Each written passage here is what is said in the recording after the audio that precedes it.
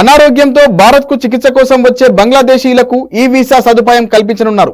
ఇందుకోసం రంగపూర్లో కొత్తగా assistant high commission కార్యాలయాన్ని భారత సర్కార్ ప్రారంభించనుంది.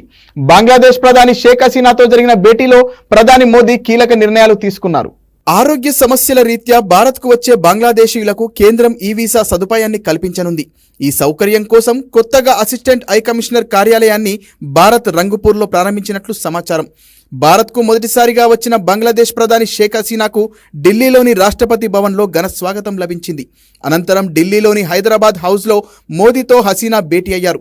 ఈ భేటీలో ద్వైపాక్షిక సంబంధాలపై ఇద్దరి మధ్య విస్తృతంగా చర్చ జరిగింది. రక్షణ, వాణిజ్య ఒప్పందాలపై ప్రధానంగా చర్చించారు.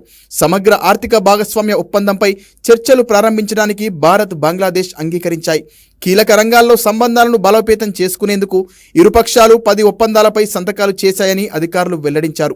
బంగ్లాదేశ్తో సంబంధాలకే అత్యంత ప్రాధాన్యమిస్తున్నట్లు ప్రధాని మోదీ తెలిపారు. భారత్తో బంగ్లాదేశ్ అతిపెద్ద అభివృద్ధి భాగస్వామి అన్నారు. హసీనాతో భేటీ తర్వాత ఆయన మీడియాతో మాట్లాడారు.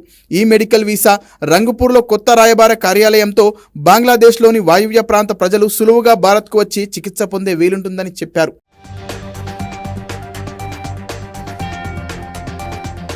ఇరు దేశాల సరిహద్దుల్లో టెర్రరిస్టు కార్యకలాపాలను అడ్డుకోవడంతో పాటు శాంతి స్థాపనకు కృషి చేయాలని నిర్ణయించినట్లు తెలిపారు. రక్షణ ఉత్పత్తి, సాయుధ బలగాల ఆధునీకరణతో సహా రక్షణ సహకారాన్ని పెంపొందించడంపై విస్తృతంగా చర్చించినట్లు మోదీ చెప్పారు. బిమ్స్టెక్తో పాటు ఇతర అంతర్జాతీయ ఫోరంల విషయంలోనూ ఇదే సహకారాన్ని కొనసాగిస్తామన్నారు. బంగ్లాదేశ్లోని తీస్తా నది పరిరక్షణ, నిర్వహణలపై చర్చల కోసం త్వరలో భారత సాంకేతిక బృందం బంగ్లాదేశ్ను సందర్శిస్తుందని మోదీ చెప్పారు. కొన్ని మార్పులతో 1996 నాటి గంగా జలాల ఒప్పందాన్ని కొనసాగిస్తామన్నారు. కాగా భారత్ తమకు విశ్వసనీయమైన స్నేహితుడని బంగ్లా ప్రధాని హసీనా చెప్పారు. ఢిల్లీతో సంబంధాలకు తాము ప్రాధాన్యత ఇస్తామని తెలిపారు.